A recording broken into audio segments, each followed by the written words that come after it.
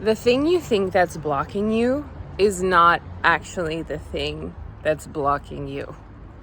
And when you have the opportunity to finally go into the subconscious, into the internal patterns and programming that you most likely got deeply wired by in childhood. I mean, so many of my clients, so much of my own inner work is examining, exploring, understanding, releasing, transmuting, transforming, alchemizing those early programs, again, which our souls chose. Our souls chose our parents' unique circumstances, everything to activate what we're here to heal, transform, manifest, or tikkun, essentially. In Kabbalah, it's tikkun, the soul's correction. But so often when we think that, oh, I have a money problem, I have a success problem, I have whatever it might be, right? A health problem, a relationship problem, it's usually not the thing we think it is. It never is. It's always deeper. And it's something that can only be excavated and understood when we're able to access that internal programming, when we're able to get into those moments when something didn't meet a certain need of yours, or something was said that where you completely shut down, or a severe trauma, or if it's something that's continuing and you can't seem to break through it, it's most likely that it's ancestral and you're here to be the cycle breaker, not only the cycle breaker, but the cycle maker. What a magical being you are to do that. Like, what a creative rebel and a total badass, right? But so often I see in myself and my clients and just high achievers and performers all around, you are not a bad manifestor. In fact, you're a very capable and magnetic and profound manifestor. However, you might still be developing the skills to become a better receiver. And ultimately, if you're not experiencing those manifestations in the physical world, it's likely due to, of course, some core limiting belief factors, but it's also the lack of capacity to receive, to sustain the magnitude, the voltage, the octave of what you're asking for. And so often the problems we think, oh, this is getting in the way of my manifestation, this is blocking me, this has come up, I want to manifest more money, and then I get this bill, la la la la. Those are actually opportunities to help you clear the field. Actually, what's happening, a detox is occurring, a spiritual detox. All that isn't in resonance with that vibration is being called forth so you can cleanse it, to then open your capacity to receive. Kabbalah means to receive. We're here to become better receivers. And that is how we can give more, right? Something I'm really sitting with lately is that receiving for my gifts, for my natural gifts, is actually the most selfless thing I can do, because then I have the capacity to fill my own cup, to nourish myself, to get beyond survival modes as an artist and a person, and then give back more to humanity, right? And it's the same thing for you. You living your best life is actually the most selfless act we can do. And we've been taught and conditioned and programmed for it to be otherwise. In fact, we've been told that if you have a lot of money, or if you focus on yourself, or it's the most selfish, horrible thing you can do, you have to worry about everything and everyone outside of you. That is total BS. That is, again, a really distorted idea of like power in the matrix. Like, it's really effed up. it's in fact really effed up.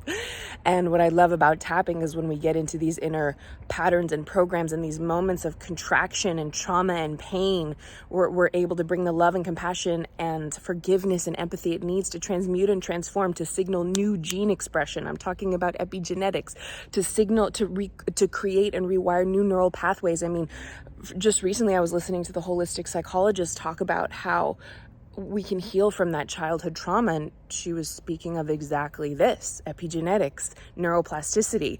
And this all happens in tapping all at once. It's not like you have to go to like 5 different practitioners or therapists or modalities. It's happening all at once. Dream Awake, EFT tapping, all parts of self come in for healing all the fuck at once. It gets to happen all at the same time. Your healing, your alchemization, your transmutation, your transformation, and your ascension, all at the same time. It is so powerful. It is literally quantum healing.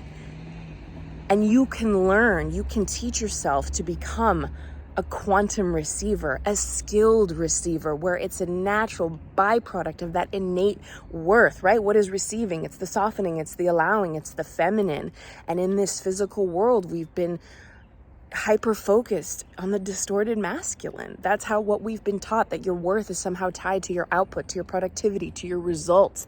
I mean, I see this all the time in the acting world. I see this all the time, just, gosh, deconditioning from my own childhood and lineage and how I was raised in society. And it's not always a pretty process. It can be sticky, it's yucky, it's crunchy, there are tears, there's screaming, there's rage, there's resentment, but the relief on the other fucking side is like you've never tasted freedom or expansion or bliss or ecstasy before. The only other parallel I can make to post-tapping session bliss is performing, is being in that divine alignment with my soul expression, where it's like I'm churning and channeling and transmuting the like my vessel is a facilitator of consciousness and life force energy, and it's like the most high sensation you can ever have, and it's so beautiful. And when we get that gunk, that conditioning, that programming, those patterns out of the way, right? And there's still something to teach us there. I always speak about this. There's always intelligence to the pain.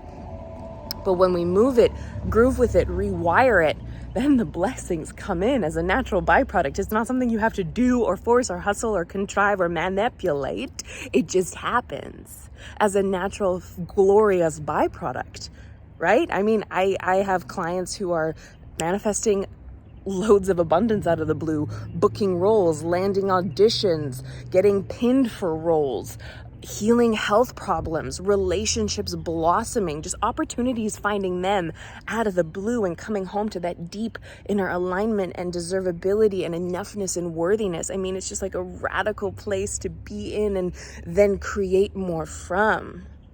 Because when we're in that receivership, when we're in the feminine, when we're in that allowing, we're owning our magic, we're owning our power, we're owning our enoughness and worthiness and deservability. It's not at all something we have to prove. It's just who we are.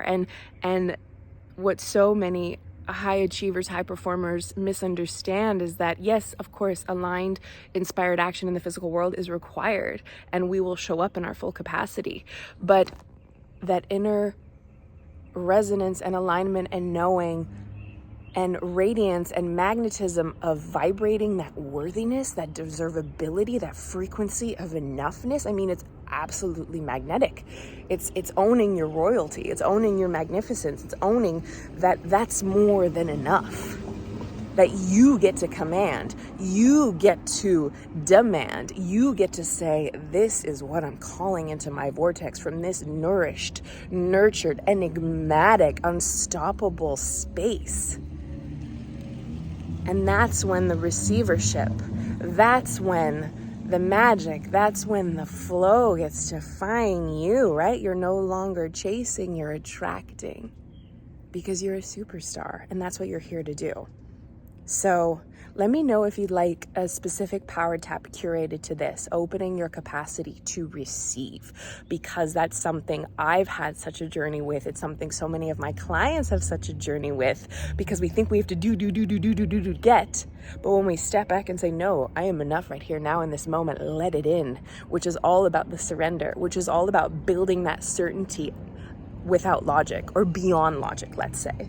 It's building that certainty that it's already done, from creating from that place of wholesomeness, of joy, of overflow, of creativity, of play. There's like so much sound happening right here. It's very exciting.